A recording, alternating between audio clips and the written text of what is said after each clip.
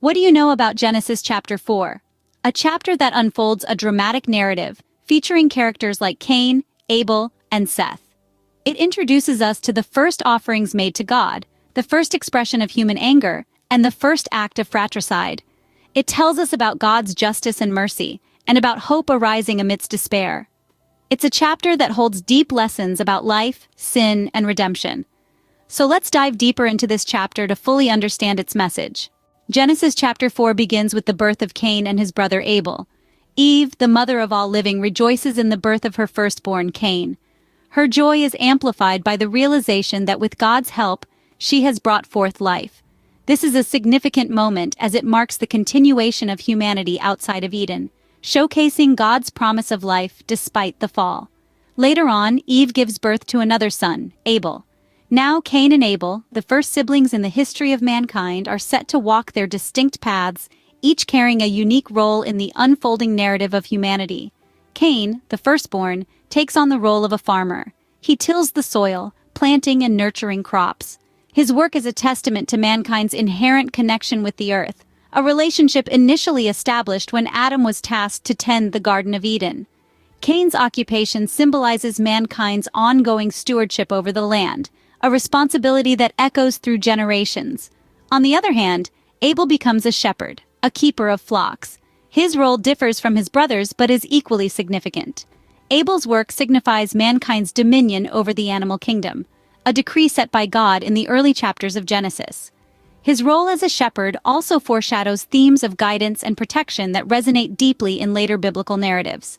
Both brothers, through their distinct occupations, demonstrate the agrarian nature of early human society. Their roles reflect a life that is deeply intertwined with the land and its creatures, a life that is a far cry from the ease and abundance of Eden, yet still brimming with the beauty of God's creation. This sets the stage for the events that are about to unfold. The two brothers, each with their own contributions to society, are about to embark on a journey that will forever shape the course of human history. As we delve deeper into Genesis chapter 4, we will witness the profound impact of their choices and the enduring lessons they offer. The brothers, now grown, bring offerings to God, but only one is accepted. Cain and Abel, each with their respective vocations, decide to offer a part of their labor to the Creator. Cain, the tiller of the ground, brings the fruits of his soil as an offering. Abel, the shepherd, brings the firstborn of his flock and their fat portions. As we delve deeper into the context of their offerings, it becomes apparent that it's not just about the physical offerings themselves, but rather the heart behind the offerings. Abel's offering is described as the firstborn of his flock and their fat portions. This suggests that Abel chose the best of his flock to offer to God. His sacrifice was a reflection of his devotion and willingness to give the best of what he had to the Lord. Cain, on the other hand, merely brought some of the fruits of the soil as an offering. There's no indication that Cain offered the best of his harvest. It seems that Cain's offering might have been more of an obligation than a heartfelt act of worship. God, in his omniscience, saw the hearts of the two brothers. He accepted Abel's offering but did not look with favor on Cain's. This divine favor was not a result of the physical offerings, but rather the heart attitude behind them. Abel's offering was a genuine act of worship, while Cain's lacked sincerity. The difference in God's response to the two offerings led to a deep-seated anger within Cain. He was upset, not because his offering was inferior, but because his heart was not right with God. This rejection was not a punishment, but a divine mirror reflecting the state of Cain's heart. God's favor on Abel's offering and his rejection of Cain's was a divine lesson. It was a lesson about the importance of a sincere heart in our acts of worship, a lesson about giving our best to the Lord, and a lesson about the consequences of harboring ill feelings. This rejection leads to a deep anger within Cain.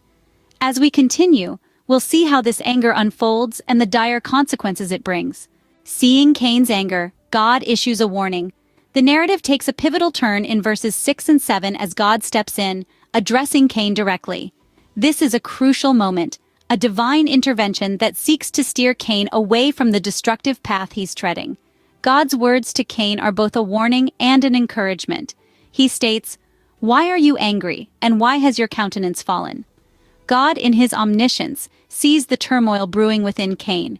He sees the anger, the resentment, the seeds of sin taking root. Yet he doesn't condemn Cain outright. Instead, he poses a question prompting Cain to reflect on his emotions, to understand the consequences of his brewing anger. Then comes the warning. God tells Cain, "If you do well, will you not be accepted? And if you do not do well, sin is lurking at the door. Its desire is for you, but you must master it." Here, God is laying out the two paths before Cain. One leads to acceptance, to reconciliation, to peace. The other to sin, to destruction, to a life forever marred.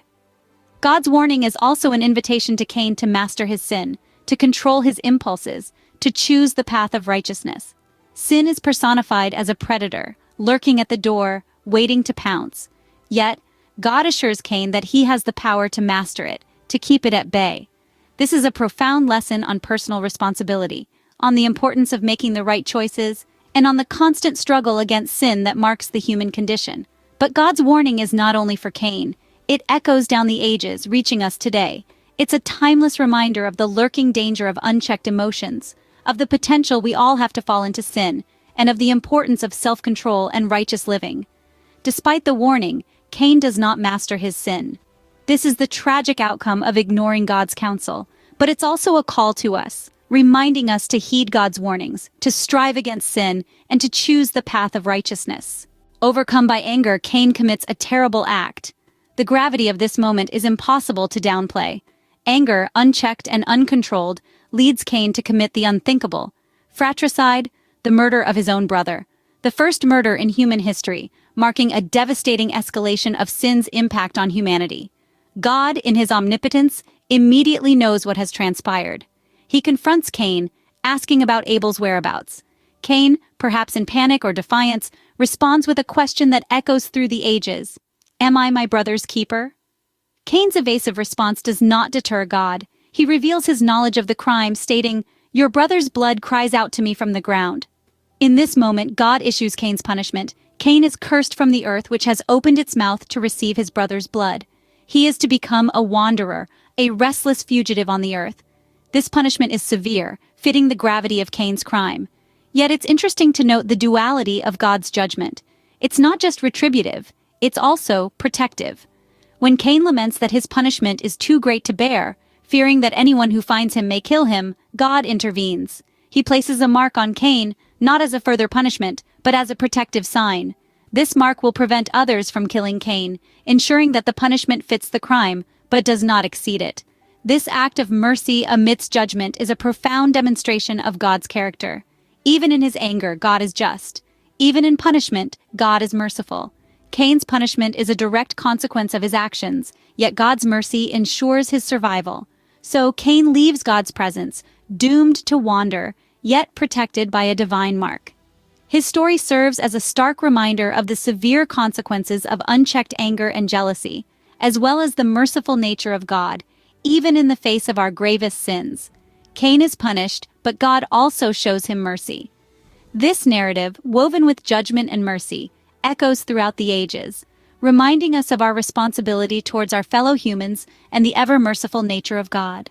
Cain settles in the land of Nod, and his descendants are listed. This is a significant development in the narrative of Genesis chapter 4. Cain, having been marked and protected by God, now begins a new life in a new land. Nod, which means wandering in Hebrew, becomes the starting point of a lineage that would echo the repercussions of Cain's actions. Cain's firstborn is Enoch, and in a gesture that parallels his father Adam, Cain names a city after his son.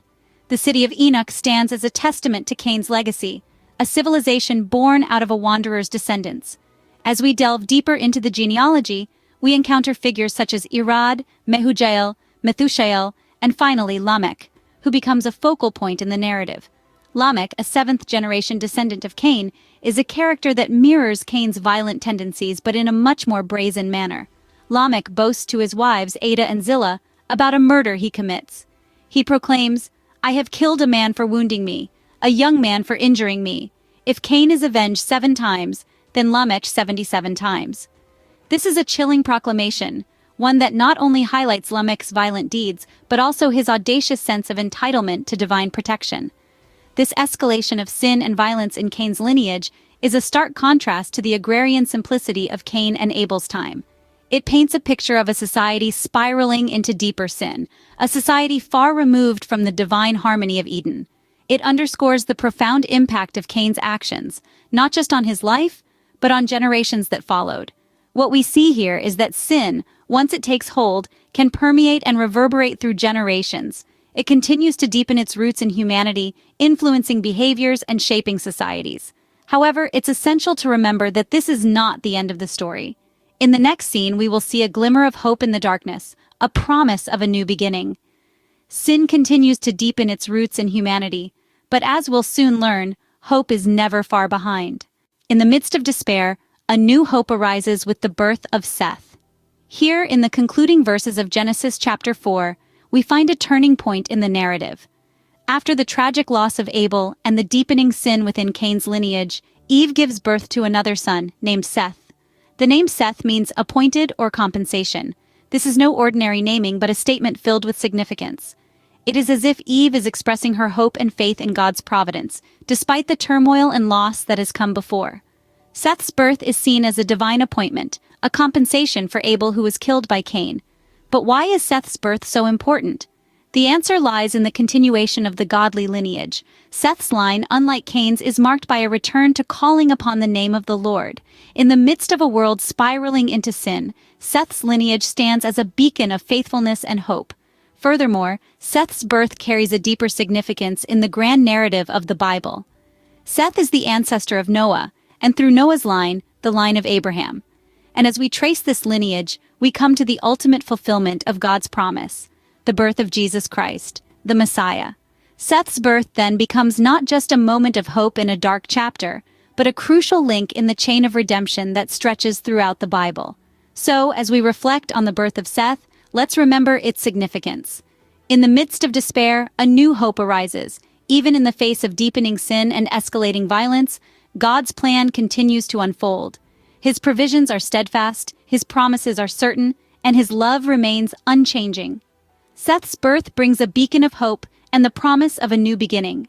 It reminds us that no matter the darkness of the hour, God's light will always shine through, leading us towards redemption and reconciliation.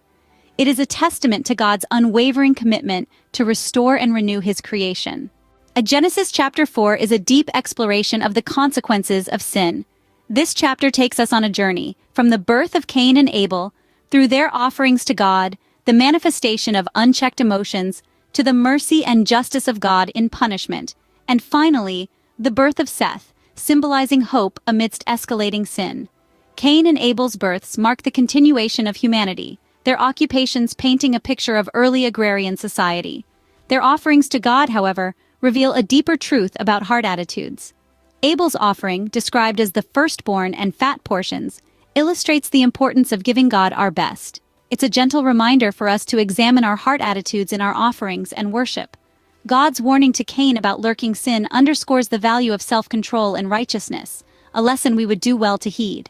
Sin, if left unchecked, can lead to devastating consequences, as seen in Cain's unchecked anger that led to the murder of his brother Abel. This serves as a solemn reminder for us to seek reconciliation and peace, rather than letting anger and jealousy control our actions.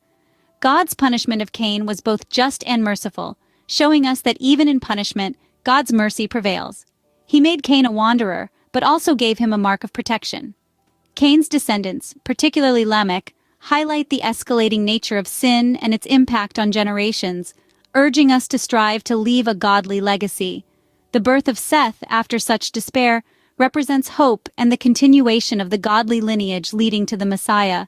It reminds us that in times of loss or despair, we can trust in God's plan and provision. As we delve into Genesis chapter 4, we are reminded of the deep-rooted consequences of sin and the importance of mastering our emotions. It encourages us to offer our best to God with the right heart attitude, to seek self-control and righteousness, and to strive for reconciliation and peace. It shows us the importance of leaving a godly legacy and teaches us to trust in God's plan and provision even in times of despair. As we reflect on the lessons from Genesis chapter 4, let us strive to master our sins, offer our best to God, and seek His guidance in our lives.